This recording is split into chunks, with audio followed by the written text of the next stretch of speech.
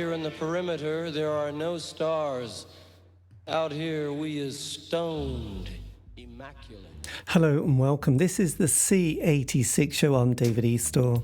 As you know, we love a special guest. This week it's going to be the turn of Geoff Taylor, he of Age of Chance, who I spoke to very recently to find out more about life, love, poetry and all that other groovy stuff.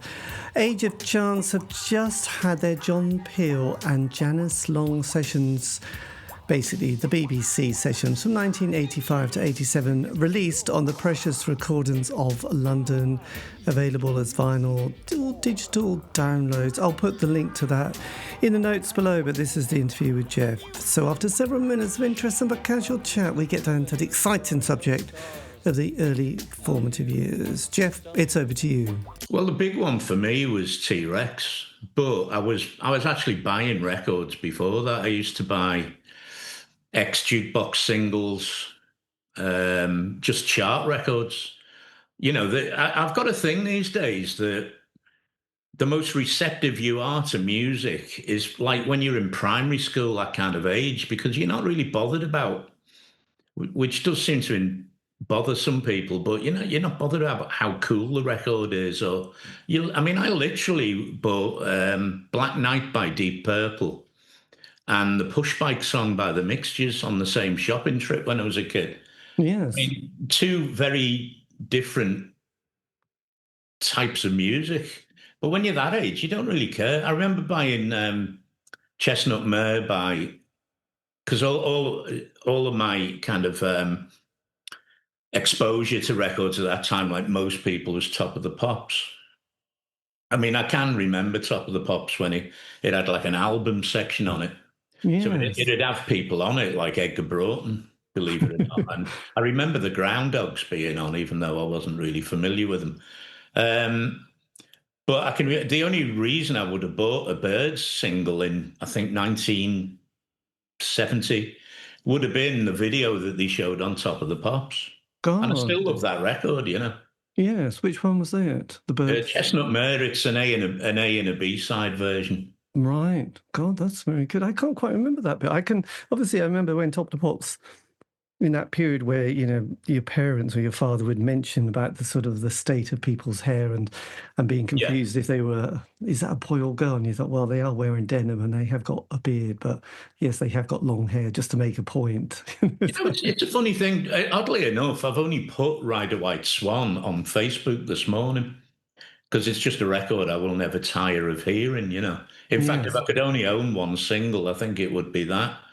But, you know, everyone talks about the Bowie moment when he was on Top of the Pops and he pointed at the camera. Yes. It's being a big kind of epiphany. I've heard, you know, Holly Johnson and various other people say that. But for me, it was seeing Mark Bolan on Top of the Pops. And if you look back at what they looked like then, it wasn't that glammy. He was wearing denim. I'm sure he was wearing a bib and brace when he did that, and then Hot Love quite close to it. And but he had the little glitter teardrops, and that was just like some huge deal at the time. It would have been very, yes, they wouldn't have liked it. I think in a way we forget also, we probably don't really, but, you know, politically things were also getting very grim at that stage, wasn't there? Ted Heath had done that famous chat just before Christmas saying, I'm going to have to be honest, it's going to be a grim Christmas. We haven't got any electricity, you've not got any money. Let's just pull it. So it's kind of, I guess at the time, and the unions were so strong, and then you had all these kind of political people who were looking to sort of form their private armies because they thought communism was going to take over. There was Adam Curtis done a series, didn't he? The Mayfair set, who had all these guys who were ex-military and SAS who got those clubs in London, and they were thinking, right, we need to get an army together here because the government, it's going down. So I guess seeing Mark Bolan, then Bowie, and then such people on telly must have freaked our parents out, really. Well, oddly enough, my parents, who were slightly older than normal, but they didn't have me till they were around, 40-ish. Right. And so my mum was quite musical. Reasonably open to just anything. And like I say, she was buying singles all the time. She used to buy, she bought Coco by the Sweet. before the Sweet got into their run of hit singles. When Yes. they made a couple of singles that sounded remotely kind of Caribbean, and that was the main one. And I can remember that and Mud came along. As a kid, I never used to think of those as real glam. Glam. I personally think was T-Rex, Bowie, and Roxy Music, but in that order. Yes. Yes. I It's mean, quite, Bowie kind of took just the songwriting and ran with it for the rest of his career. They're very, very different artists, but there's just something about that. The earlier T-Rex records that were just Electric Warrior, especially, have just got like a magical quality to them if you were the right age at that time. did you go back and listen to Mark's work when he was being on John Peel's Perfume Garden, having his wordy poetry or sort of? No, I've not actually heard that. I remember his book of poetry when I was younger, and because the way everything worked back then, you'd buy Ride a White Swan, and then I think I got Electric Warrior for Christmas that year. I always think of it as Christmassy, that record. And then I went back and started listening to Tyrannosaurus Rex. And I really do love a lot of that material, Yes. with Tony Visconti. And of course, AOC, when we did the first album, recorded in Trident, which is where all those records were made, all the Bowie, T-Rex. It's quite a modest studio, really. In fact, if you look at the video for, I think, Children of the Revolution, it's the band kind of just doing a really quick little promo, and it looks like it's in a room that's kind of draped with, like the black cloth. And I think that's the recording area in Trident. Yeah. That they were recording at the time. I really do wish that I'd have known the amount of people who'd recorded there, because while we were there, I would have kind of, absorbed it a bit more, Well, I guess you were probably in the moment, weren't you, at that stage? Well, true, yeah. Did you have any older brothers or sisters that gave you any musical Yeah, direction? I've got one brother who's 10 years older, so My God. yeah, so Yes. that's why our house had a lot of music going on in it. Not so much from my dad, but a lot of records in the house generally. Yes. And he was like a first time round Beatles fan, so I never remember a time when there wasn't any Beatles going on. Yeah. So where were you brought? Where were you brought up? What city or town were I you? was brought up in Liverpool. I'm Right. still there some of the time now. Yeah. So he would have. Liverpool. So as you were getting older, did you sort of become aware of the whole Eric scene at that stage? Yeah, I used to go to Eric's. Right. Yes. In fact, Eric's was the first proper club I went to. God, that's a good one, isn't it? Really, to have that lined up was quite nice, actually. And Yeah. and when you got to 16, did you leave school at that stage, or did you stay on for?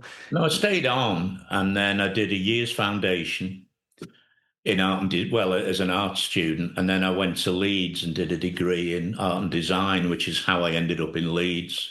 Did you? What period were you in Leeds? Was that the late 70s? 77 to 80.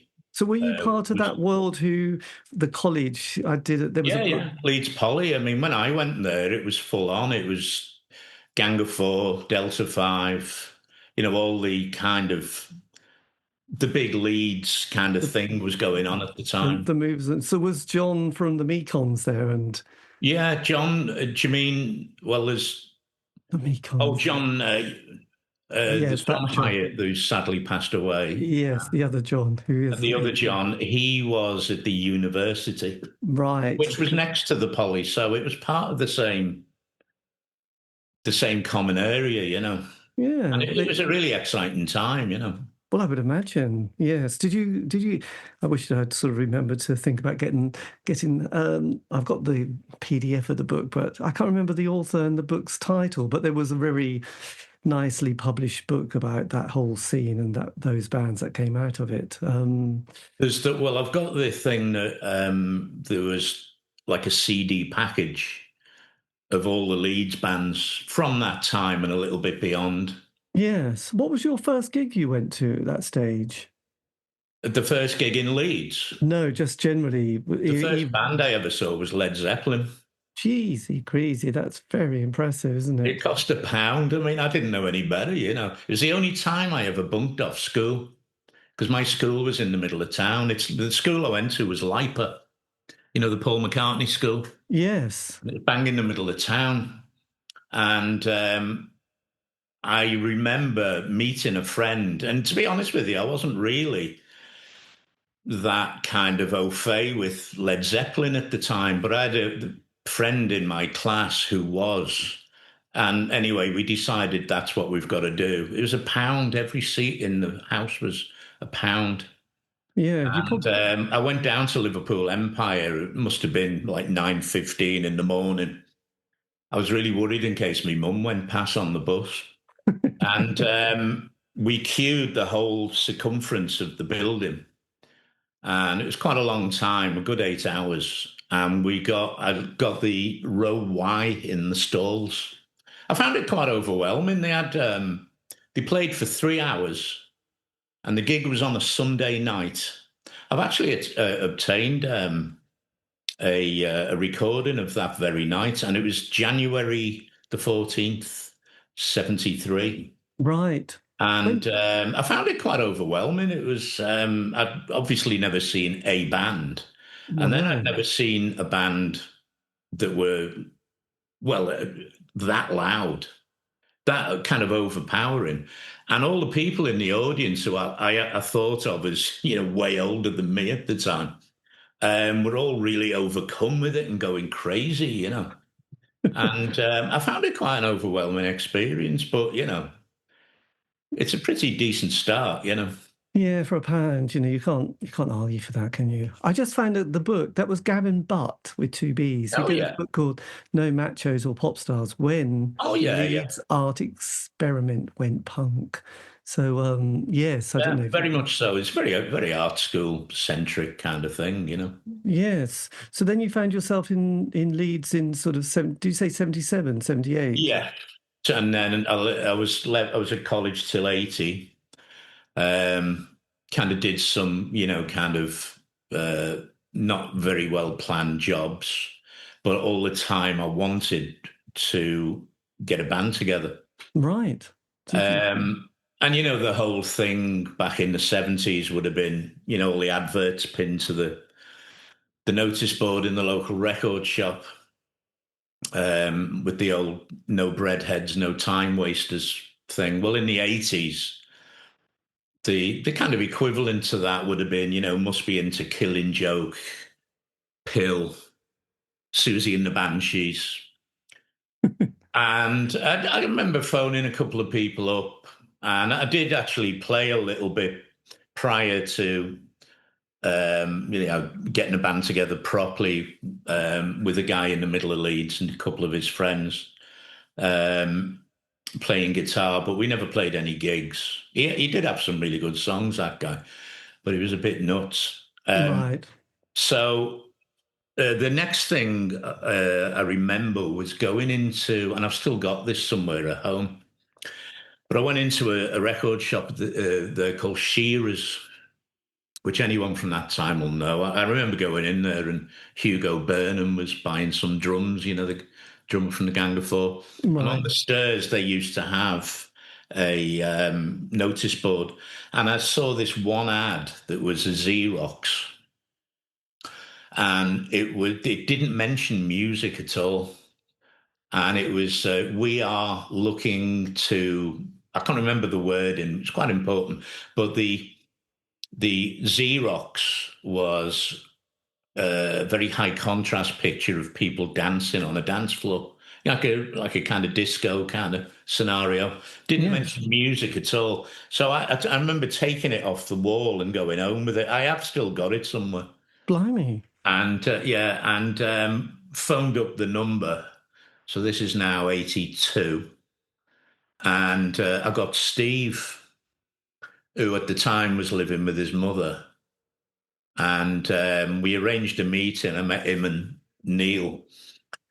in quite a well-known coffee bar at the time called the Monte Carlo, and that was that. I think that was something like August '82, and then we kind of, by small increments, proceeded from that point.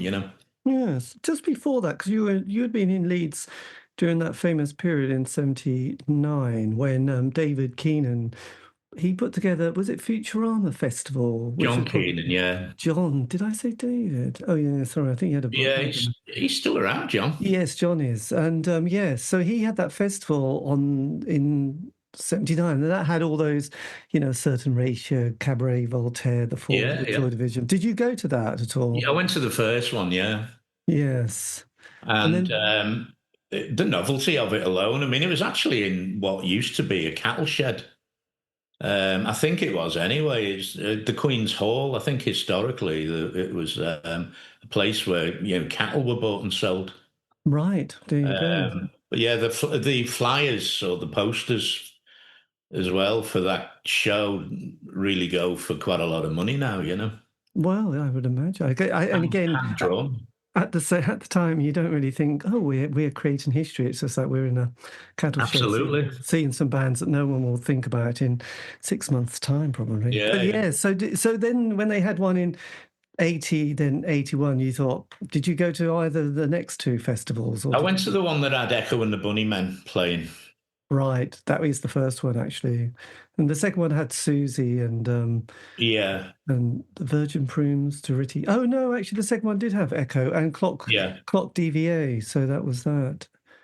Yes. Did you? I mean, and again, we mentioned Ted Heath, but then '79, Thatcher gets in, and then Of with course. the fantastic Falkland War, which made us all very proud of everything, and the miners' strike and Greenham Common. Did you? And you were in Leeds, Yeah. which was kind of anarchy central punk squat Very scene. political, politically charged kind of atmosphere there. Yes, I would imagine. Did that sort of being an angsty teenager? I think you're probably still a teenager or a 20-something. Were you getting sort of caught up in that sort of? Yeah, I mean, to be honest with you, when I first went to Leeds, there were some things that were quite eye-opening.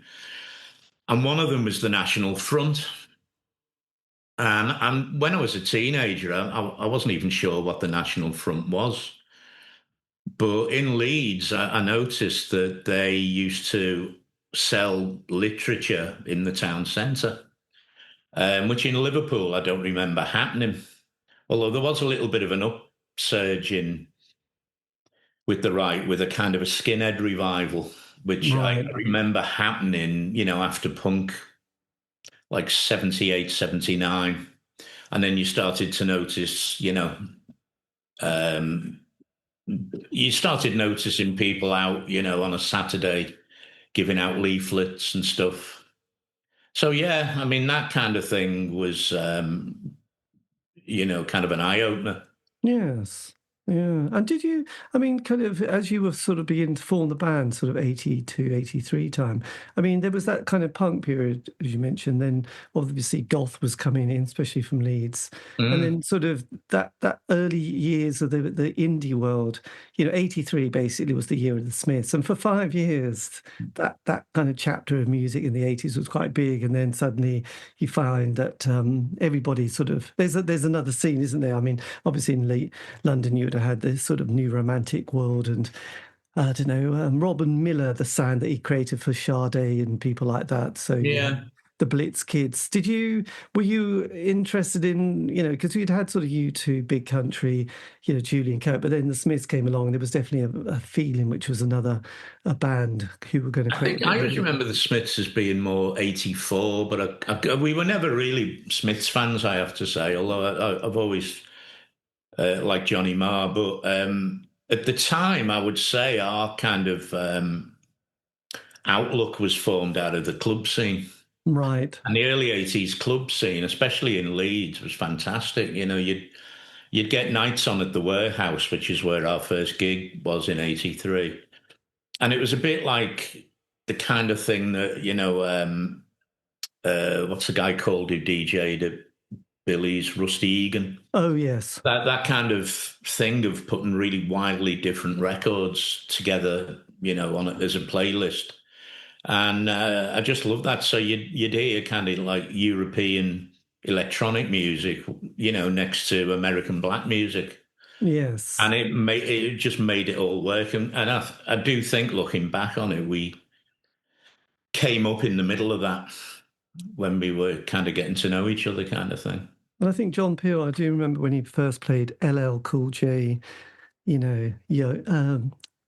so on my radio, Yeah. and there was a sort of 7 inch, which was like a double A 7 inch, and then there was Public Enemy's Yo Bum Rush the Show, which came out as well, and then a bit later, I guess it was the Beastie Boys, but I do remember I always count the beginning of hip hop becoming this huge thing, going overground, if you like, from being that first LL Cool J album.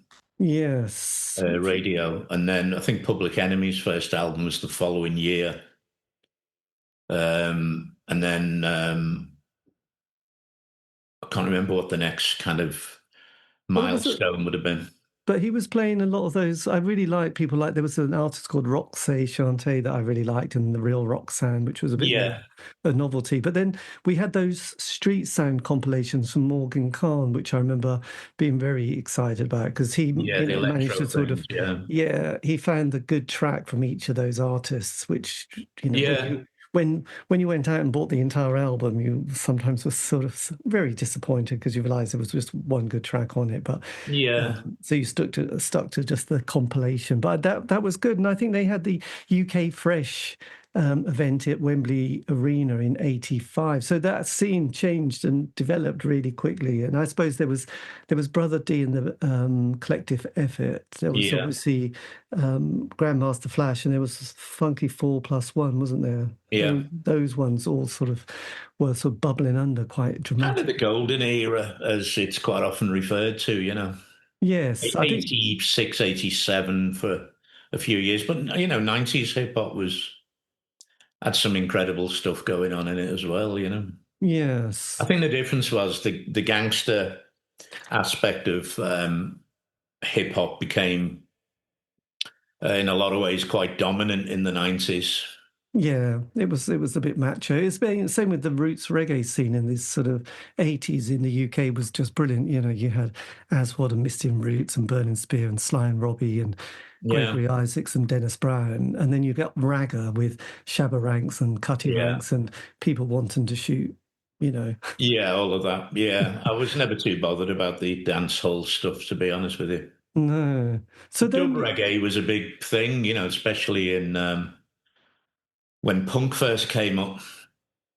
I wasn't that familiar with dub reggae, but when I first went to Eric's, it was one of the first things I remember hearing played.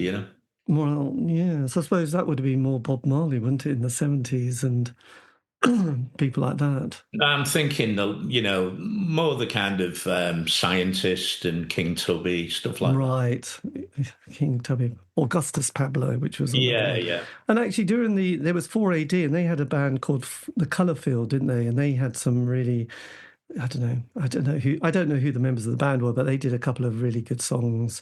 Wasn't Terry, the guy from Specials, the singer, wasn't he part of Colourfield? Oh, there was. Perhaps it's Colourform. There was Colourfield though. Yeah, there was. That was the guy that was his kind of poppy follow-on from the Specials, wasn't it? Colour something. It was perhaps it was Colourform 4AD. I will check because they. No, I think you're right. Oh, Colour Box. Colour Box, that's the one. Yes, that was on, and they did a fantastic version of Blue Moon or something like that. So yeah. And so then, yes, you got the band. It was like the gathering of the Magnificent Seven, but probably less members. Yeah, so how did it... So you answered an ad in a paper? No, I answered an ad from the music shop. Like I say, it was a very enigmatic ad. And when I phoned them up, I do remember having the memory that Steve sounded a little bit surprised. And it was only a bit later that what had happened was they'd put it's outlined actually on the back of this record, I think. They'd put the ad up and received no response at all. It was very unlike the usual kind of things that you would have gotten on a music shop notice board at the time. Yes. And I was the only person who responded, but it was about over a year after they'd put it up. And I think in the interim, Neil had actually gone up to London for a year, I think, if I'm remembering right, and did a job up there. What I mean is they'd kind of forgotten about the ad. And then I came along. So we started meeting up, and doing some very formative rehearsing, kind of messing around with various things. And in the fullness of time, we were messing around with a drum machine, the old RB606, which is, I think, the one the sisters used to use. Right. And the Three Johns. And, it was the drum machine was quite to the forefront in Leeds bands at the time. And what ended up happening was I suggested Jan, who I'd been at college with, we were in the same year at college. And so we obtained, I think, a tom-tom and a snare drum. It might have been a tom-tom and a hi-hat, but we had a very rudimentary setup. And, we kind of were forming our methodology a bit more from that point. Yes. Yeah. So then, I mean, because at that stage, I must admit, it's not sounding totally convincing that anything's going to happen from your four members got to fiddle around. No. No. I mean, basically, we didn't initially know what we wanted to sound like, but we were doing we had the idea of doing covers, but from, people who were, very, very different to what we were doing. We ended up doing Kiss. Well, yes. But earlier on, we tried doing a cover of Man Machine by Kraftwerk, which I've still got a tape of somewhere, but doing it on those instruments. We did Magic's One by Houdini, which I think was quite big in '83. Obviously in electro. I think it was Thomas Dolby was behind that. Right, yes. We did a Walker Brothers song called... it's one of the really like existentialist one. In My Room or something like that. Really great song. Yeah. And we tried to do a version of a song called This Town by Frank Sinatra. But none of those made it either onto a stage or, onto record. But we were very keen on doing stuff like that at the time. Yeah, well, I suppose it's a sort of, with guitar bands, they normally start with just playing something that everyone knows. And to be honest with you, at the time, I used to kind of be a bit sniffy about that. But, in the passing years, that's certainly if you're a more conventional band, it's a great way to learn songwriting. How, good songwriters, whether it's rock and roll or ballads or whatever, it's a good way to learn the mechanics of putting the song together, Yeah. Apart from getting a set together, but we didn't quite do it that way. No, I suppose. So we didn't have any covers early on at all. In fact, Kiss was it live. Yes. Oh no, we did. I beg your pardon. We did Coast Disco Inferno first, the Tramp song. Brilliant. Yes. So when did Motor City and Everlasting? Yeah, did that come out? That was 85. That was so 84. You were still fiddling with wires and your drum machine. No, we were starting to play shows. We played the first gig was March 23rd, 83. And there's a poster for that on the inside cover of this album. And it's got the screen. I did the screen printed poster on my living room floor. I don't actually own any of them, so it's quite good to have a photograph. Yes. Then the second gig we did was at a place called, I think, Benson's in Bradford.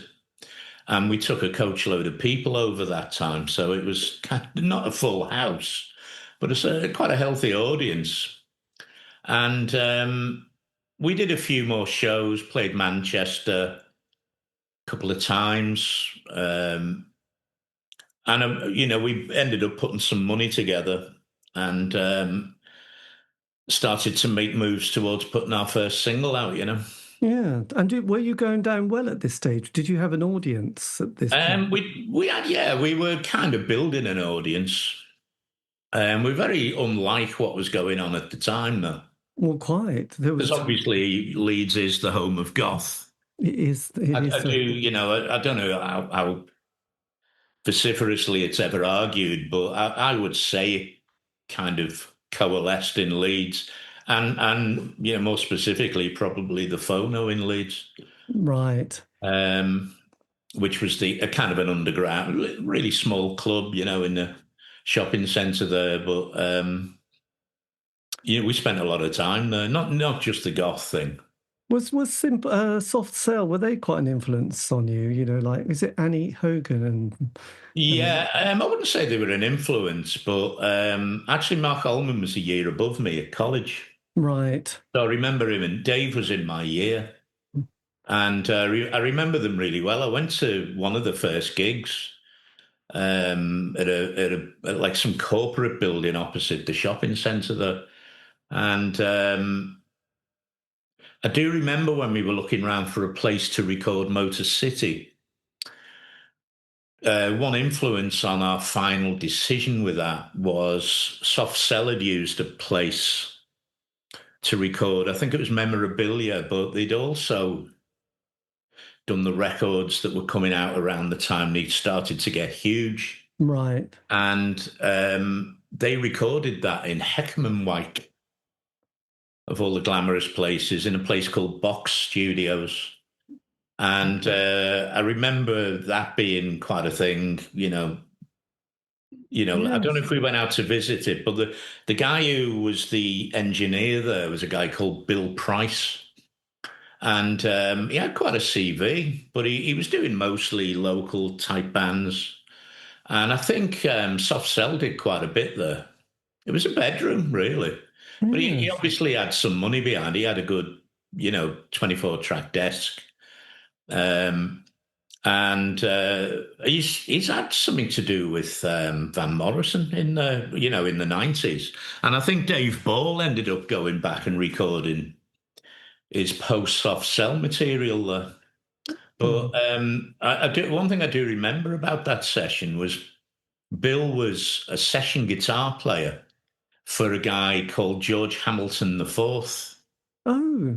And he was a big, an old-fashioned Nashville American country star. And, he must have been pretty good, I would have thought, but he was also doing all the, doing recording as well. I remember that name, George Hamilton IV. I can't remember too much about him. I remember him being on TV in the 70s. He always used to wear like a kind of a blazer, a very old school Nashville guy, Yes, I just remember. So that was Bill Price, Price, I think it was, yeah. Right. I remember him because when we left that session, I remember him getting a little bit antsy at one point. It was to do with the volume of the guitar. I just remember sitting by the desk and him coming through from the live room with all this kind of tightened, a tense look on his face. I don't know, it just stuck in my memory. But when we paid him, which was in cash, this was just pretty much the time when £20 notes came in. And I remember we got in the car to leave. I remember his car at the back of the house was a canary yellow Lamborghini parked at the back of his house. So he must have been doing pretty well. Yes. And he came rushing out the house when we were in the car, querying the money, because he'd never, presumably, was not familiar with £20 notes. My memory is that they'd only just come in, and we part paid him with, it would have been 10s and 20s. I can't remember what the fee was, but we ended up leaving there, obviously with the tapes and everything. And yeah, then down God, to London to get it all pressed up. and that was Motor City. Yeah, God, that and single, yeah. and that was on your own label, wasn't it? With your Yeah, own. we put it out via a distribution company in York, the Cartel, Right. linked So to that Red Rhino, you know. okay. Yeah, yeah. Maybe. And Yeah. the same the following year. Did you quickly find out all about the world of publishing and ownership of music at that stage? Had you got any advice of what you're supposed to do? Or God, no. Well, at the time, it was basically, as long as you'd put copyright control and on the record, the bit that goes around the outside, yeah, the inner label. It's all changed now, of course, but um, uh, the way to copyright your music at that time was to um, send yourself a sealed copy of whatever it was you wanted to copyright. So that, there was a seal that couldn't be broken on it. And you could use that in a legal right. setting to contest copyright.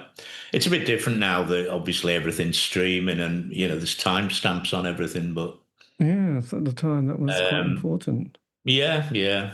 Did you, and then Motor City came out. What was the kind of, how many did you sell? How many did you print and how many did you manage to sell at that My time? memory is that we pressed 1,000. And I know that it went to more than one pressing because the initial pressing had an insert. I'll say it again, but it's on the inside cover of this album. So all the ephemera is there. Yes. And it was a gloss sleeve. And I know I have seen a couple of examples of sleeves in shops and stuff that are not gloss. Now, I don't know if that meant that they printed up more that we didn't know about. God forbid. But I think there was definitely more than one pressing going on there. Yes. Precise numbers, I'm not sure about. But also, I mean, we sent that to John Peel. We sent it on like a Monday, and he was playing it by the middle of the week. I know. It's very instant, And isn't it? I mean, oddly enough, when we first heard that, we did an interview with, Dave Gedge, Wedding Present. Oh, yes. Well, before I don't know if his first single was out at that. Well, he used to live in the next street to me and Neil. I think he lived in a street called Churchill Gardens, and we lived in Marlborough Grove, the next one along.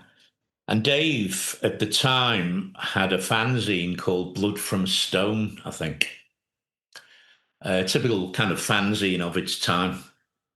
And he came round to interview us for it, and in my flat. And I used to have this really old clock radio, like a real 70s one. It's the one I used to have from school, I think. And we had John Peel playing in the background. So while Dave's interviewing us, that's when Motor City came on. It was, quite an enthralling moment. Well, I can imagine it was quite unbelievable. It was a bit of a Yeah, Hollywood script there, really, wasn't it? kind of, yeah. Because he played it, yes, it says here, the 25th of March, 1985, Motor City. And then it followed up again on the 1st of April and wrongly announced age of consent. So Yeah, an Age of Change would be another one. Yeah, we used to get a lot of that. Age of Concern. yes, Yeah. yes. So that But was yeah, the, I mean, it certainly did a great service to us, my God, yes, the and kind gold. of got us up and running. Well, absolutely. That was so. Then the John Peel session. Did you do the second single, "Beat a Bible of the Beats," next with Liquid Jungle on at that stage? Yeah, that was the following year. Oh no, that was the October of '85, I think. Right. Um, so yeah, it would be what, 6 months later. Yes. And when did you? And you sort of recorded your session on the 6th of October, 1985. Was that? Yeah, that sounds about right. So that was God. So that it started to move quite quickly at this point, didn't it? So what was the sort of was the writing process amongst the four of you at this point, or the Yeah, yeah. I mean, you we did. We used to rehearse, and Steve left home and moved into a place that we recorded in the basement in the cellar in classic style. But we were bothering the neighbours. That was a real concern. I remember when we wrote Motor City. It's kind of an odd memory, but the first place I remember Steve living in was at the back of what used to be a real social hub in Leeds back then, which was a pub called the Faversham Right. in the university grounds, or just adjacent to. And Steve lived in a road called Springfield Mount. And I remember us writing the bulk of Motor City, sitting in armchairs with a 2-bar electric fire on, which would have been the winter. Mm. And I can definitely remember us writing the kind of verse and the chorus to that song then. Probably, we obviously fine-tuned it later, but then we rehearsed in a few places that were always temporary. But then once we started getting a little bit of money, we rehearsed in rehearsal studios that had to be booked.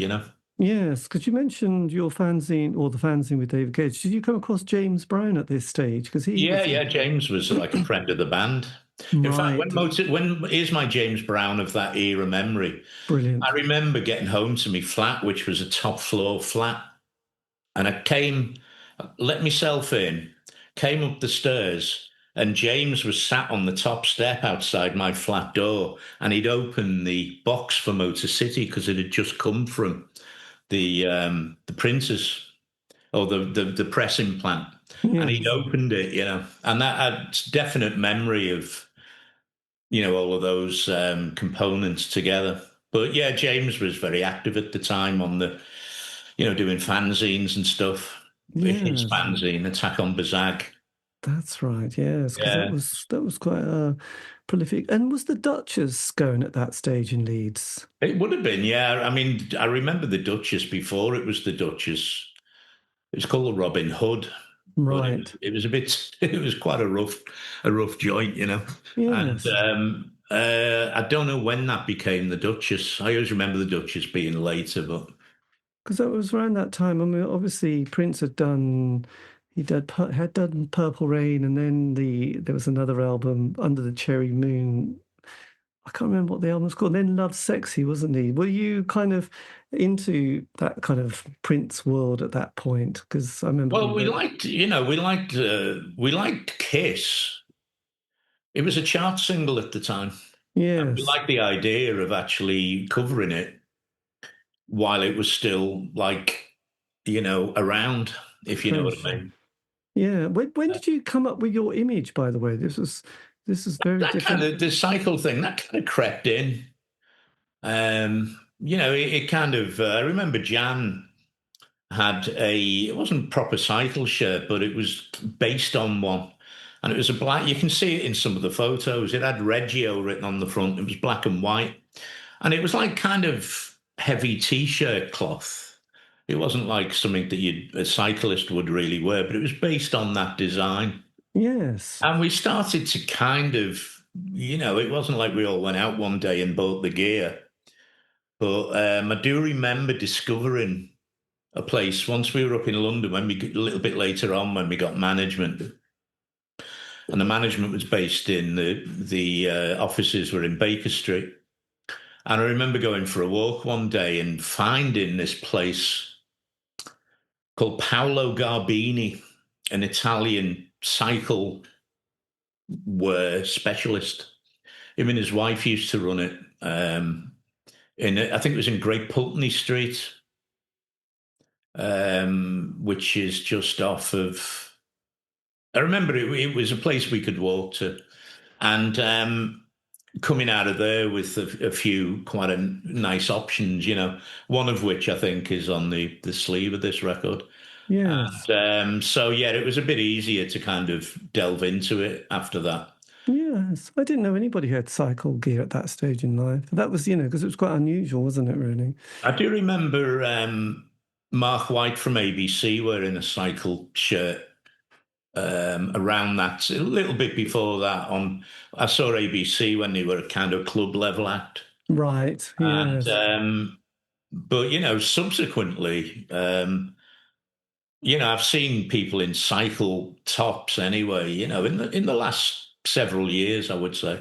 Oh God, yes. I mean, the cycling world has exploded. Did you? Yes, because when you did your 2 sessions with Peel, which was 85 in October and then following March in 86, that both were produced by Dale Griffin. What No, the first one was it? The second one was, I mean, the funny thing is, the Dale Griffin one, I mean, I remember Dale Griffin from Mott the Hoople, Well, quite. Yeah. and when he was called Buffin.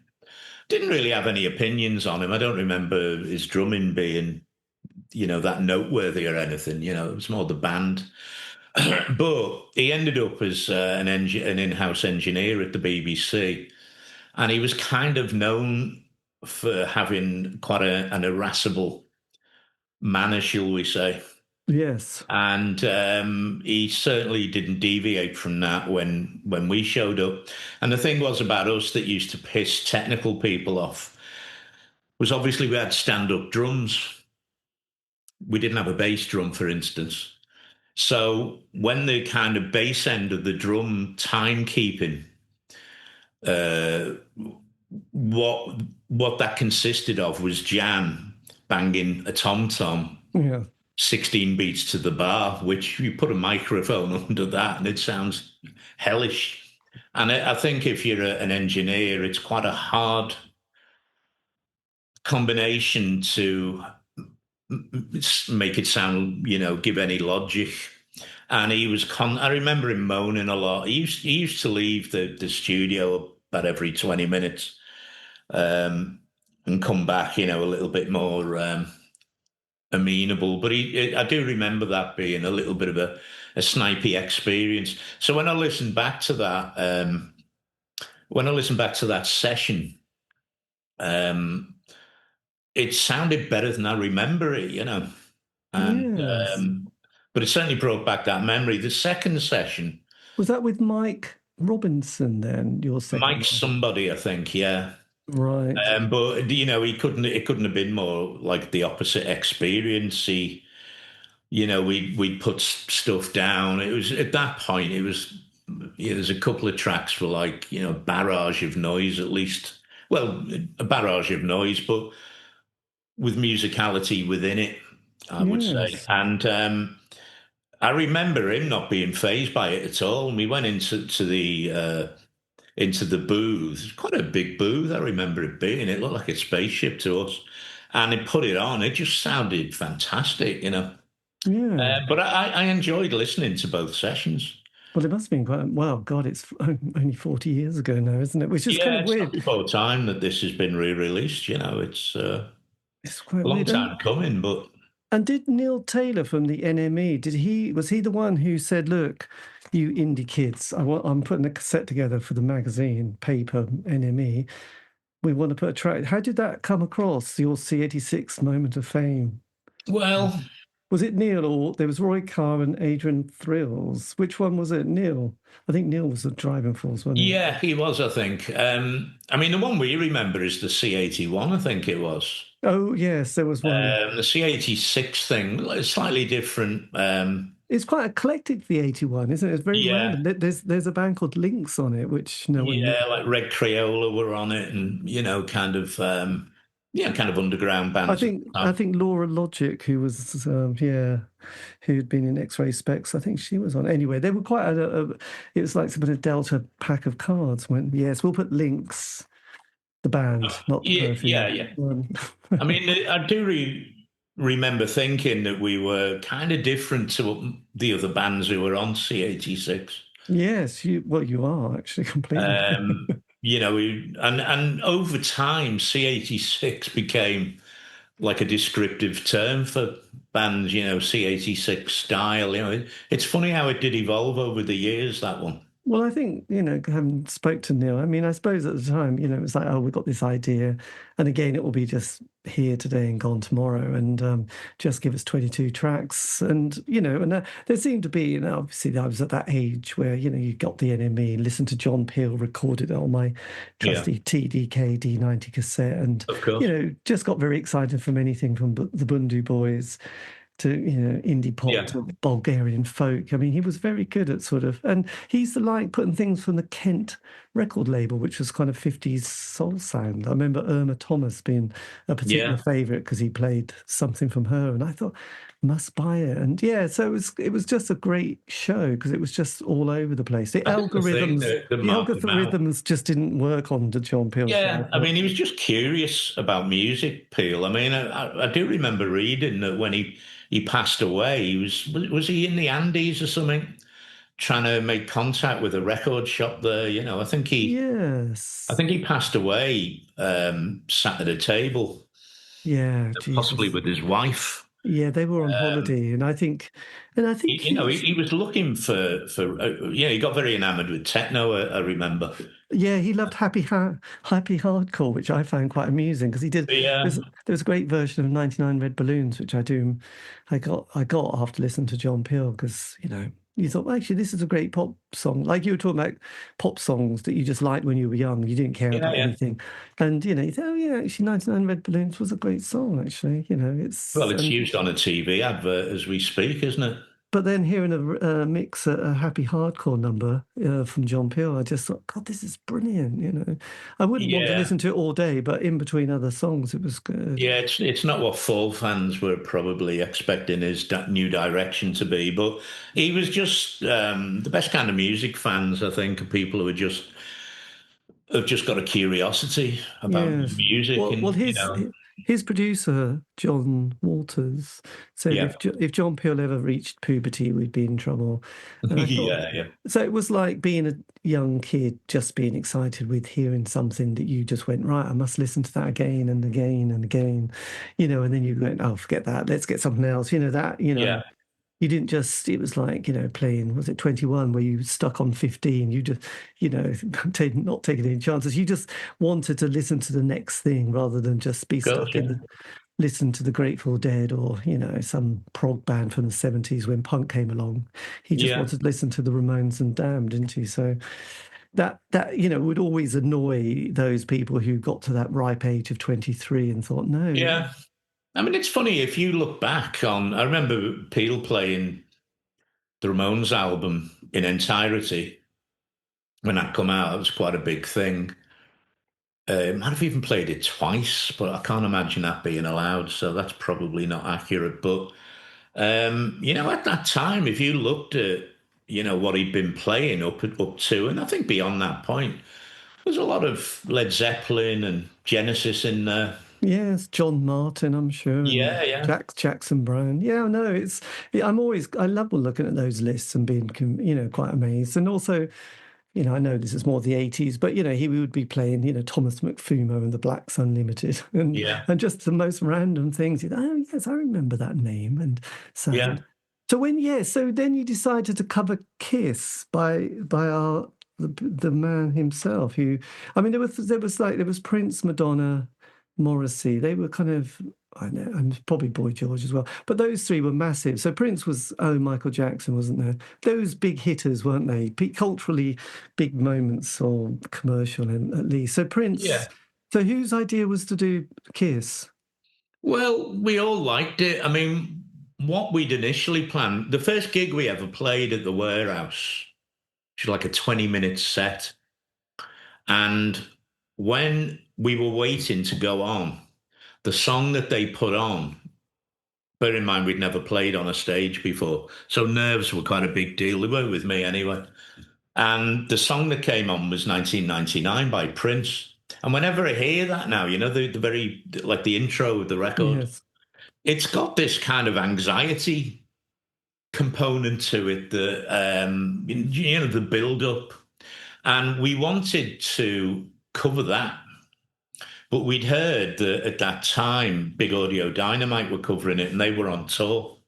I don't think any of us had seen the show, but Right. I think maybe we'd heard mentions of it in the papers or something of that nature. And we decided maybe, that wasn't the best idea. And Kiss was in the charts. And I remember us rehearsing it.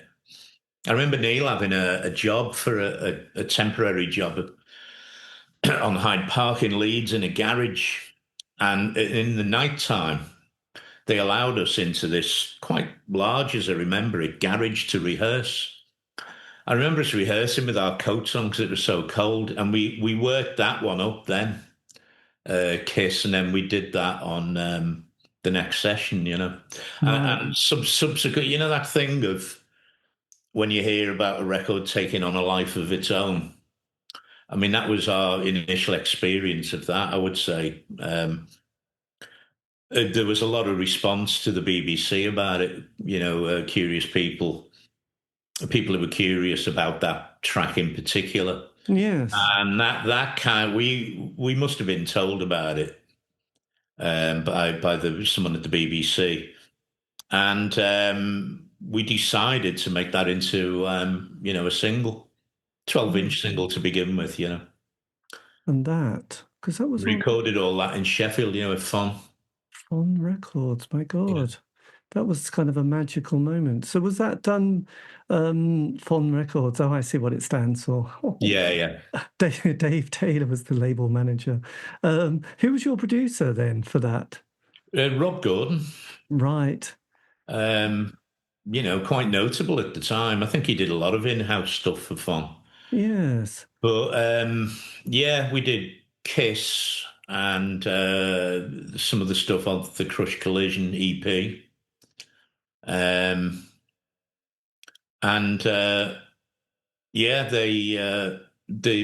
The one that shone the most, I think, was Kiss, and then we started playing it live. And of course, it was getting great responses. The kids went mad, didn't they? It must have been a hot number on the disco floor. The indie nights. Yeah. Listen to that, and then you got Kiss Power. So we recorded that at Fon with some available studio time. Quite intense. That we basically wanted to make a record that was a collage of all wildly different stuff that we liked. Yeah, I remember it was like an all day and an all night session. Cheesy crazy. And that was Rob Gordon. I remember him getting a bit antsy towards the end of that. We did used to bring it out in engineers, but slightly pushing it. Yes. But yeah, that was us sampling off.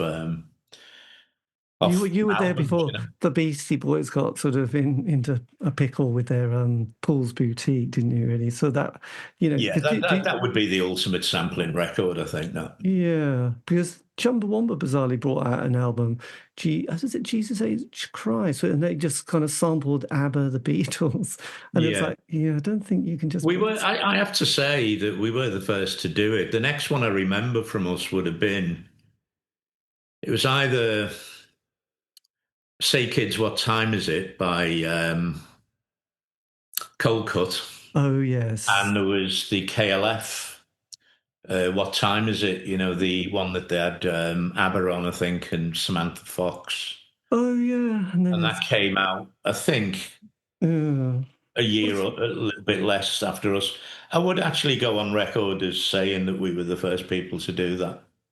Yes, go on record. Because there was also Eric B. I don't know if that came along a bit later in the 80s, Eric B. 87, I would say. I Know You Got Soul is definitely one of my favourite records of that era. Genius. Just like, plus the rapping on that is just fearless, just the rhythm of it, and also just the lyrics, fantastic. Because then we had that, there was Joyce Simmons, wasn't there, All in All, and then it was Mantronics around that time as well, wasn't there? Who used to sort of rhyme the words ladies and Mercedes a lot. I seem to remember that was quite a popular one.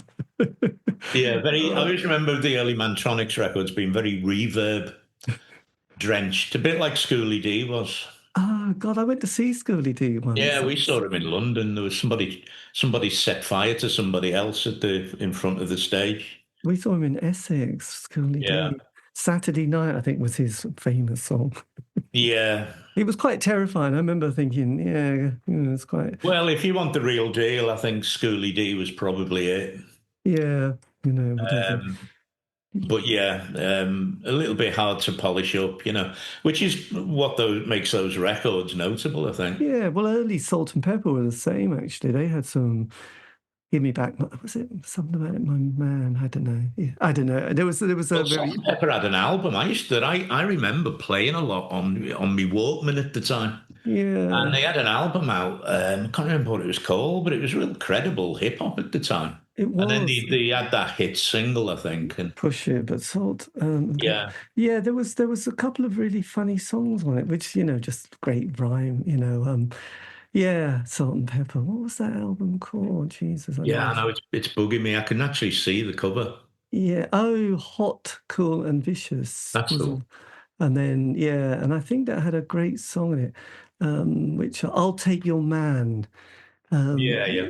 Yeah, I don't know. I just remember I that quite remember well. loving the album, Yeah, it was having it good. on. It would have, I guess, cassette, but I don't remember buying the album They and had great loving it. producers, didn't they? Which were like Herbie Lovebug. Yeah, yeah. And I remember John Peel, and he absolutely loved someone called DJ Cheese. And I often wonder what happened to DJ Cheese. I should try and locate him because I remember him being very keen because his little boy at the time, his kids loved all that kind of stuff. So Well, isn't he a professional DJ now? His son. I think so, Tom, He plays Glastonbury every year, I think. something like that. So then with Fon Records, then did Virgin, was there a bidding war at this stage? No, not quite at that point, but not long after that. We had fun. We went out on tour, and not to put too fine a point on it, which is something I don't like to dwell on, but Fon sold those recordings to Virgin.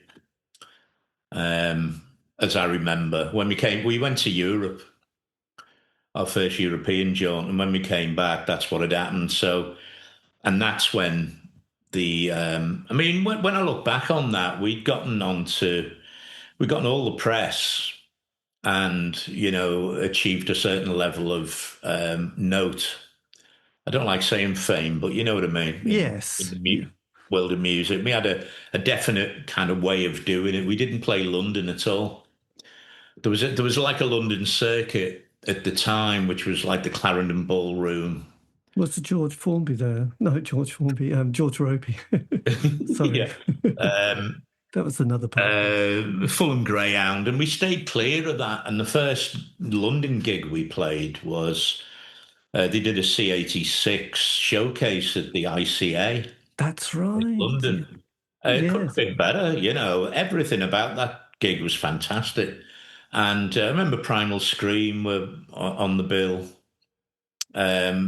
And when we were playing, I remember we were playing what was our most kind of Wall of Noise song, which is on this album, How the West Was Won.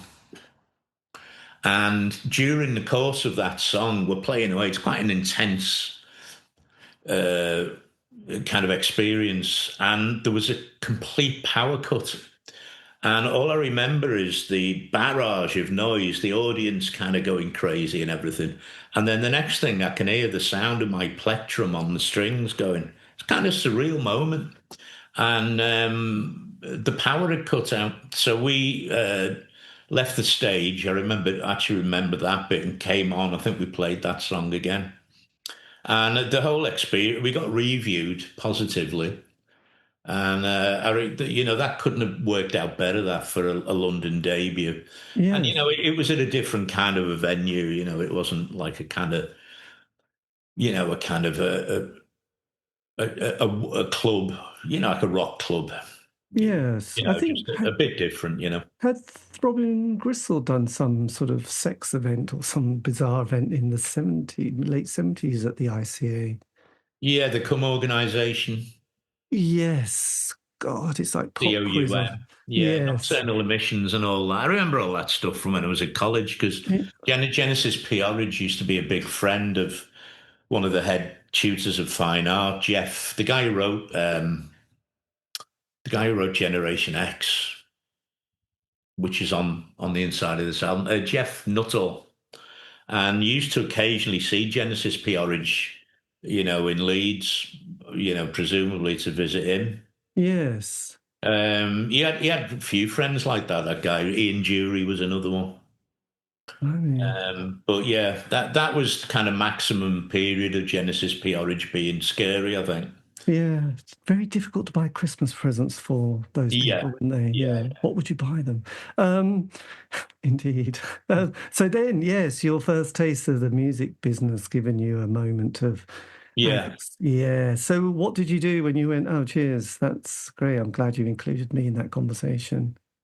With which, sorry, the Fond selling your music to the Virgin. well, at the time, we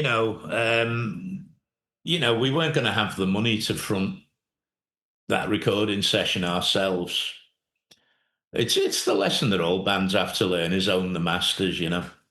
Very few bands, especially back then, ever did, with some notable exceptions. But actually thinking about the only people I know who ever did that, and I think this guy deserves like a medal for far-sightedness, but Dave Clark from the I Dave was going Clark to Band. say Dave Clark. I thought, wow, He that's is like a visionary. Jesus, yes. He paid for all the recording sessions himself, and when he was on Ready Steady Go, this is incredible.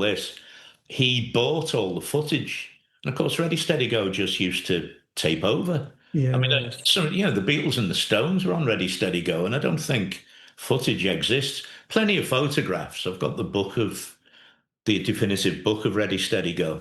But Dave Clark, the ultimate kind of musician with a eye for the business side I of it. know that is kind of boggling. I know when I heard that story, and actually I did an interview with Miles Copeland, and I think they recorded the first album and then paid for it, and then went to A&M. So look, don't worry, we paid for it. All you've got to do is put it out because you won't have any money. And they went, oh, Yeah. okay. But again, he just knew how it worked. Yeah. Thinking, I think Nirvana, they paid for their second album themselves, 100 grand. was that the second or the The In third? Utero with Was that Albini? Because they did Bleach, Albini Nevermind, and then so that would have been the third. Because the first one was on Sub Bleach. Pop, Bleach, and then there was Nevermind, and then so yeah, I think they didn't want to. Yeah, I know. Didn't Steve Albini just want a straight fee, and he didn't want any percentage because he was going to be very pure. Yeah. Yeah, I've read that actually quite well since he passed away, which is Yeah. not long ago. But yeah, so the next thing we ended up doing was being courted by the majors. And then we got ourselves some management via a band called That Petrol Emotion. Oh yes, God, So think they back. pointed us in the direction of a management company, Cracks 90. Hot Mead also was the management behind the Undertones. Yes, good, And Fergal Sharkey. nice, Yeah, yeah. a good And heart. so we ended up signing with them, decided on Virgin. Because at the time, I do remember thinking that they didn't seem to be as dinosaur-like as the other majors, EMI and what have you. But they were like a relatively young company. Oh no, because they did the Red Guitars was doing their second album on Virgin after their indie pop one, and then another band from Leeds who were very jingly jangly also went to Virgin as well. So Really, which I'm I trying won't to go. think who that is. Yeah, God, But anyway, yes, we quite decided Virgin was it. yes, And and kind of learned a lesson along the way. I always remember years ago Joe Strummer saying, because the travails that the Clash had with CBS, and I do remember him saying, when you sign to a major, that's when your problems start. I remember thinking, okay, and of course I realise now it's just he was exactly right. And it's just a new network of potential problems ahead of you. yes, And, because major labels really, especially at that time, tend not to know very much about what's going on. And the other weird thing about our kind of path through that was we didn't have an A&R. No A&R person came and saw us in a club and went running to Virgin, like, you got to see these. We actually didn't have one. And we were signed, I think, basically on, kind of reputation. When we brought Kiss Power out, I remember it caused quite it was a big deal. That nobody knew what to make of it, and most of all at Virgin. And I remember Prince had a creative director called Geoff Taylor. You see his name on the back of. He's still working now, Right. and he came over from America. And he came into the office to see us. I remember it was his 40th birthday. Big, effusive American guy, very nice. And he was saying, Prince, he loves the record and stuff, which was not because we changed the lyrics on it as well, which was illegal. There was always a thing at the back of my mind that might come back to bite us at one point, especially when you'd see the lyrics written out in smash hits and they weren't the Prince lyrics, but nothing ever really happened about that. And we were signed on the basis of all this kind of activity with no A&R person. If there was a downside to that, it's that when we got called into the office, it was to see the CEO of Virgin, which was Simon Draper. And I remember definitely one occasion he was not pleased with us. So what I mean is there was no A&R person to kind of take the initial fire. Yes. Well, that Petrol, because I remember Steve Mack from that Petrol Emotion saying they got signed to a label, and then the person at the label said, "I'm really sorry, but Paul McCartney's just asked me to work for him, and I'm not going to turn that down." So, and the rest of them were like, the label were like, "Why have we got this band? No one." Yeah. I remember Aswad saying the thing. They got signed, and then the A&R got sacked. So there was a reggae band on whatever label they were on that nobody knew what to do with. Yeah. And I don't know what the average job expectancy of an A&R person would have been back then, but quite an intensive kind of career. I don't think you got to stay at many labels too long, but no, it was pretty. But we didn't have that problem, but there were other problems to, take its place. But generally, I mean, not too long after us came the advent of the mini majors. Yes. Like the Hut. I think was that Virgin's one. Oh, that's right. The one that Blair were on. Food. Yeah, Food, and that would have been the ideal thing, I think, for. Because it was those guys. Was it David Bath? Was he? Yeah. And actually, that other band that I mentioned on Virgin was the Railway Children from Wigan. Oh yeah, I remember that. So they got signed in '88, and I think, and the Red Guitars, who are from Hull, they were in the studio on that album for Virgin. They just went, we don't like doing this. We're going to just leave it. So that was the end of the band. So what was it? So you were doing because you did a Janice Long session as well, which is also on this collection. Yes, we did. So that was also, was that very different to a John Peel session, or was it just the same? No, not really. I mean, I kind of knew Janice a little bit around that time from Liverpool. Not in a kind of deep way, but socially, I'd say. Was Keith Chegwin her brother? Yeah, that's right. Yeah. And good old Cheggers. Yeah, and. She had her own show on the BBC, of course. Yeah, she was great. I think she probably had a bigger listenership than. I guess so. Yeah, we never went back to do Peel after that, anyway. Which, but I did go out and get her by "Don't Get Mad, Get Even," which was an awesome song, actually. So was this all recorded under Virgin at this point? What are you referring to now? The single "Don't Get Mad, Get Even," was that? Oh God, yeah, that was all. That was the start of our recording with Virgin. Yeah, so yes. We hooked up with a guy. We kind of auditioned co-producers, and the guy who we ended up with was a bloke called Howard Gray. Oddly enough, a Liverpool guy. And he was very open to new things. He got a really good CV as an engineer, We'd worked with UB40 and a wide variety Right. of people. And we definitely thought he's on our wavelength, you know. And so that's when we started recording A Thousand Years of Trouble. Yes. Did you add sort of keyboards and another vocalist on that session for? We had a session vocalist. Yeah, there were keyboards on it, but more like I would say, you know, it wasn't like proper piano parts or anything. It was more to do with sampling, really. Yes. We definitely crammed an awful lot into that album. But yeah, we had a session singer. She only came in for a day. We ended up putting her across 5 songs.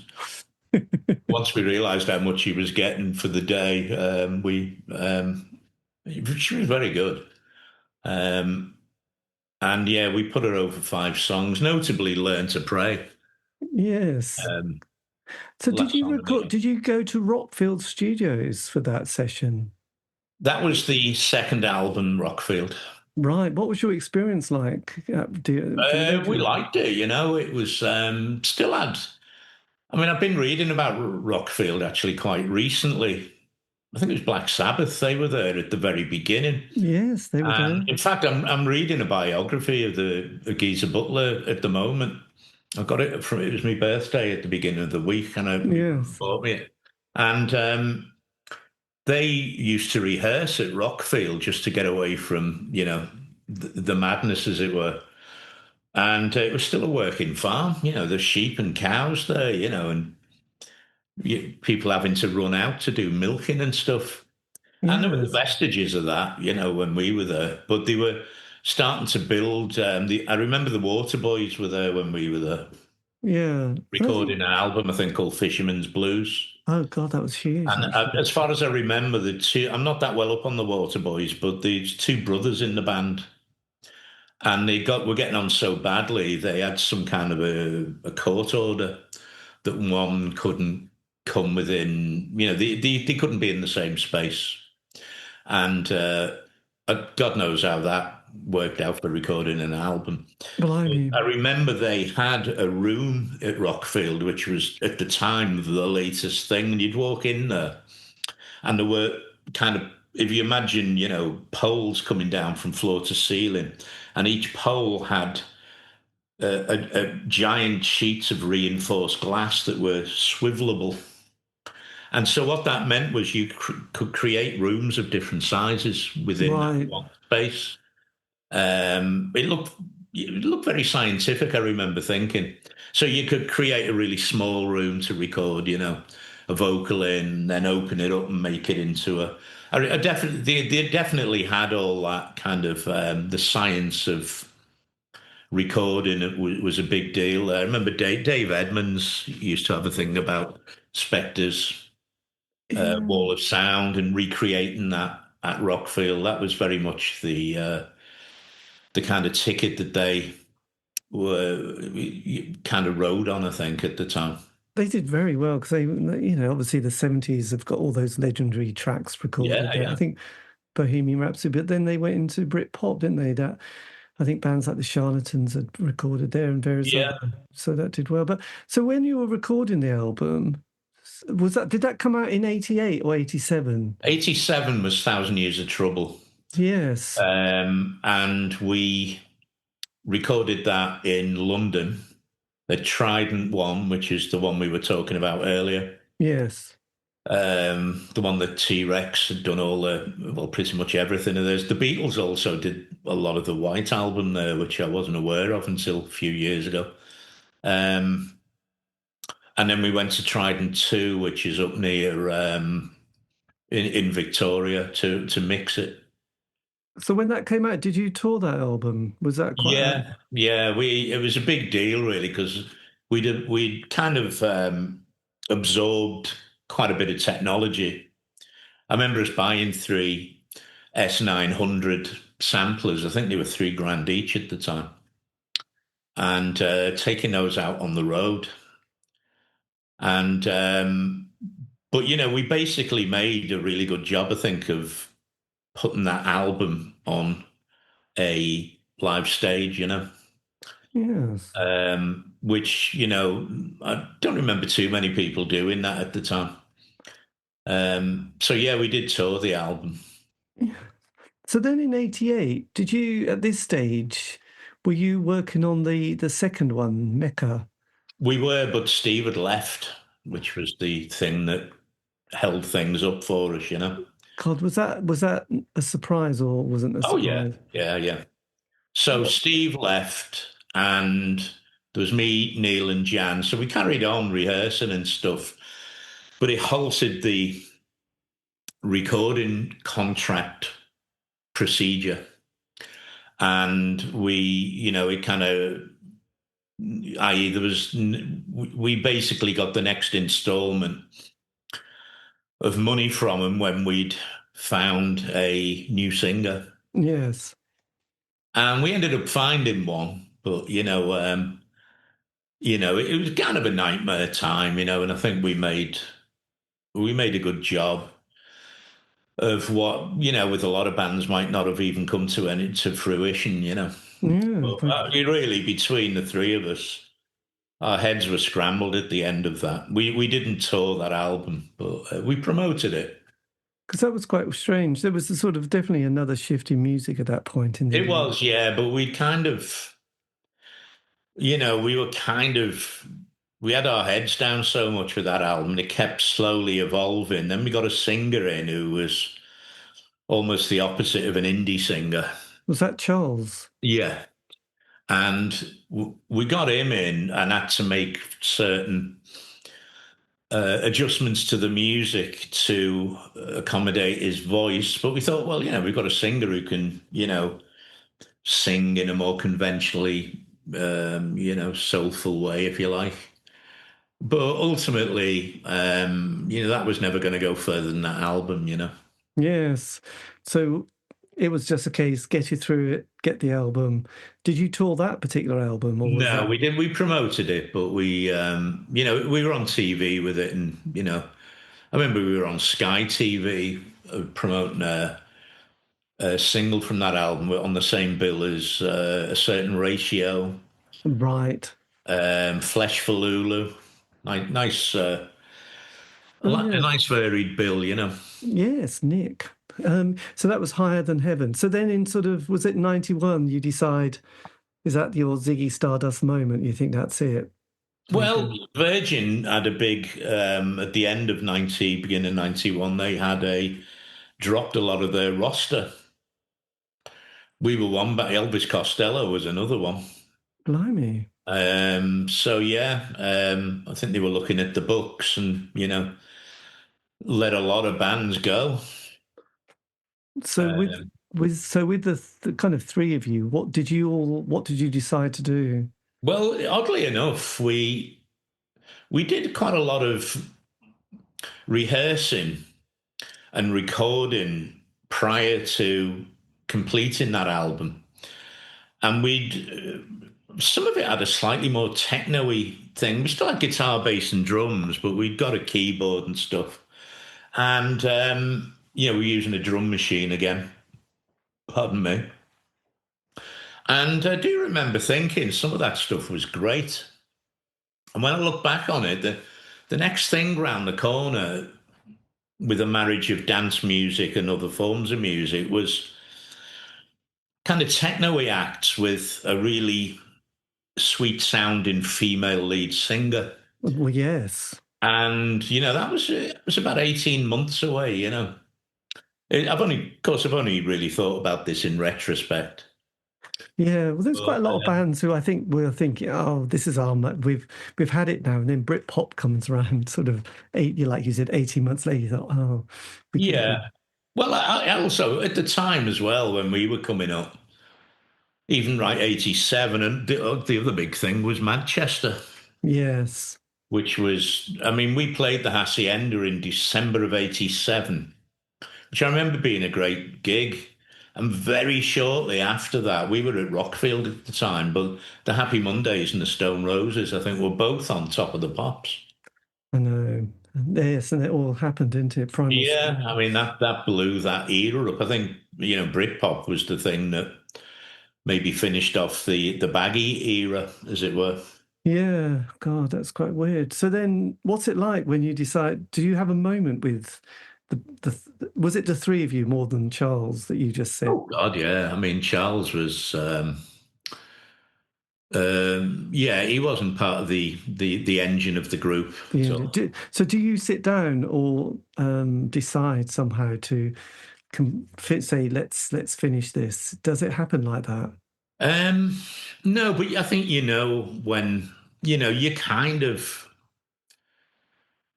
you run out of steam, and probably what you're doing does. I mean, we did rehearse quite a bit after that, in various places. But it's hard to get over a single, even Yeah. whoever you are, And so yeah, it wasn't too easy to recover after that. No. So did you stay in music at that point, or do you I couldn't answer for the others, but 91, 92, I ended up getting a job in theatre right? and I was there for until I started getting working with opera and ballet Was that and with various other things. But they were the main, they were the things you earned most of your money from. yes? So was that in sound or technician? No, that was stage work. That I did do work for the sound department Right. over my time there. So Also, the light. When I think back on, it, I did some work for the lighting department, but primarily it was, kind of stage work. And did you work for a particular theatre company no, or I worked for venue? I worked for Leeds Grand Theatre, Right. so they were who were paying me, and the resident company at Leeds Grand was Opera North. Right. If you'd have if you worked for Opera North, that was a slightly different setup, Yes. slightly different people to answer to, kind of thing. And over time, I started, getting a bit of work elsewhere, and then that led into doing TV work, and ended up doing TV. In the same, yeah, I worked in the props department for TV. Right. My God. And camera props. So then how did this your album, the album with the Precious Accordance, how did that start to develop the idea? Because I know Nick's been going for about 5 years with bands like the Orchids and is it BMX Bandits? A lot of Scottish Yeah, bands. yeah, they're Big Flame, I think. Oh yeah, oh yeah, there's just fantastic. So how did this come about? Neil was he had contact with them not that long ago, a few months ago, and got on to me about it, and said he's had recommendations from other people that are a good label to go forward with. So yeah, that's how it's come about. So Neil, was Neil from the band? Was he the person who was interested in getting these 3 sessions out? Well, we all were really, but it's you get approached by people who look like they're doing it. I don't mean from the bedroom in a bad way, but this company particularly, were apparently quite noteworthy. And what they've done with it is really good, I think. Yes, he's got a good page, Bandcamp page. And did you then get in touch? Or did you, Neil, Jan, and Steve all sort of have communication to No, agree? I mean, I'm in touch with Neil primarily. I haven't seen Jan for many years. I mean, me and Neil did an interview with The Guardian in 2009. And the last time I spoke to Jan was prior to that. Right. Um, but I'm primarily in touch with Neil, so. Yes. And did you have to get in touch with, did you have to agree to have it done with Jan? Did someone have to get in touch with No, Jan? as long as three of us are in favour, Oh, right. as you might expect with any Yes. quartet, and from what I understand, I don't think Jan would be too bothered anyway, No. So But yeah, as long as me, Neil, and Steve are all agreed on it, that's all that's required. well, yes, absolutely. God, that's fantastic. So then was it the three of you who sort of got together the artwork and bits and pieces? The artwork has been sent to them. It was just AOC ephemera that we all amassed and sent it up to their art department, And they put it together. and I put it haven't together. seen it. I don't think I've seen the album. But is there any? Did you have to write any little bit about the band and a little bit of history? No, but we've had one written for us by, it's on the back of the album. It's by a guy called John F. Power, who was like an early champion of the band, Yes. who has written about us before. And has written, quite a nice piece on the back of that, Yes. It puts everything from that era into perspective, I would say. Precious recordings. And so you can get it on his Bandcamp page, obviously. Yes. There's the vinyl as well. My God. Not out till June the 8th, it's out. But you can pre-order. You can pre-order. My God, it's going well, isn't it, really? Yeah, I would say so. There's 3 remaining, 7 remaining. God, this is all good, isn't it? You never know. It could be a repress there. People seem very keen on it, Well, the great thing is, I mean, when I first started doing this Dear Little Show, which was quite a long time ago already, 17, 18, there wasn't any interest. And as you can imagine, Yeah. or would be aware, that everyone's been writing a memoir, exhibition films about the most obscure bands. And I think there's suddenly, a 40-year, I always thought it would be 20 or 30, but it's 40 years. It kind of seems to be the time where people think, right, that's it. I'm writing the book. I've got to do it now. Even Steve Mack, apparently, I heard, is writing his memoirs. Oh, really? Yeah. So that'd be interesting. We used to see a lot of Steve back in the day, Yeah, and there's been, some fantastic films of, the stories of bands. And obviously The Wedding Present had theirs, the George Best one done, which was quite an interesting one. So I think there is interest of both people who were there, who obviously didn't have it apart from a cassette that was badly labelled with your sessions on, or young people who think, oh God, the 80s look fantastic. I must discover. Yeah. And like you said, it kind of, a lot of it, I've got to that point where I'm listening to the bands that I missed the first time rather than worrying about the bands I heard the first time. Yeah, I've been doing that, but with the 70s. Yeah. I do buy vinyl, but it tends to be bands I remember but never really bought back in the day, Yeah. And I just thought, and at that time, like you said, you had to, I think you said it, someone else said it, you had to wait until something appeared. You couldn't just go, oh, I want to listen to that and stream. You had to sort of put in quite a lot of effort sometimes.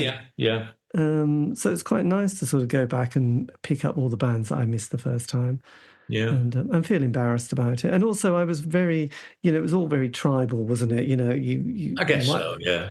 I didn't, I'll confess, I wasn't into goth, but now I listen to quite a lot of those bands and think, oh, actually, I wished I had been a bit more open-minded, really. But I mean, I think when we were coming along, the Sisters were the big Leeds band, prior to signing to a major. And, it's very clever the way Andrew Eldritch guided the band, Yeah, well, they did Temple of Love. Now, I think, was it Todd Rundgren who produced one of the guy who did Meatloaf? I think it was one of their big... God, yeah. Jim Steinman. Jim Steinman. Yeah, very theatrical, very melodramatic. Yes. He had that singer, did Afra Hazard or something else? Afra Haza, yeah. Yeah, she was on it. It's just awesome. Yeah, I mean, we remember the Sisters more like from when they did, Alice and stuff like that. Oh, Floor Show, genius. Yeah, all of that stuff. I mean, very different to goth, but the John Peel session is really good, actually. And then you also had the Tube, and they had, I remember seeing the Mission on the Tube, and they were just so brilliant. Yeah, the Tube was a great show, really. Live as well. Somebody had put a lot of those shows up on YouTube, which I I went back to start watching, and I couldn't believe how bonkers it was in terms of who they put on. Obviously, if it's a weekly show for about 2 or 3 hours, you just had to feel content, and there was some really random things. But I thought that was genius. But Yeah, I think that's all been slightly disappeared, probably with copyright. But yeah. at the time, I was just like, God, this is very. You suddenly had Duran Duran to I remember some. the Three Johns being on it, you know. And they would do specials on very obscure music scenes in Scotland or Belfast. And you thought, God, they've really, it's just brilliant. They'd unearthed these little clubs and places that if you're in Norwich, you would never know about. And you thought, Yeah, yeah. genius. It was genius. Anyway, so the good old days. Anyway, it wasn't the good old days, but the music was brilliant. So there you go. Yeah, definitely. I mean, when people talk about the 80s, there's quite a few different paths you could go through you could have I don't know, your Smiths, Billy Bragg, that kind of strain of indie. You could have house music and hip hop. Yeah, well, You could have the goth thing and all the other kind of Grebo bands, There was Psychobilly, there was New Romantics, there was Yeah. Electro. I mean, it was a lot of little tribal things that were all happening at that time. Yeah. And it was very much, you were in your little world. But I guess so, yeah. but then, as people like Lemmy and Bowie would say, who were born on the same year, their first influence was Little Richard. And Lemmy said, the music you listen to at that age, very young, is going to stick with you for the rest of your life because it just does. And Yeah, absolutely. you can appreciate other things, but you're not going to be 16 again. So No. So And you are the most open to yes, stuff when you're that age, I think. and the lyrics mean so much. Yeah, definitely. Yeah. Look, thank you for your time. I'll let you go now. You're very welcome. Yeah, I was wondering if you'd got enough, but when do you put your shows out? Well, I'll put them out very soon, and also because this is coming out on the 8th of June, so I will put it out just before. And with age, I'm always like 2 weeks behind, so I always think, oh, it's the beginning of May, and you think, Can you email me when you do that? Or yeah, I will. I'll send you a link if you want, and yeah, that's what I mean. and do it, and then you can put it to your social media platform sites. Yeah, definitely. And your webpage. But look, thank you. Have a lovely evening. You're very welcome, David. Thank you. It was great seeing you again. Yes, and we can now find out who won the FA Cup. Definitely. Okay, cheers, David. See you later. Bye-bye. Bye for now. Bye-bye. And that was me in conversation with Geoff Taylor from Age of Chance, talking about his life in music and the precious recordings of London's recent or next release, which is going to be basically the BBC sessions for John Peel and Janice Long. This has been the C86 Show. David Eastaugh. Have a great week. Stay safe.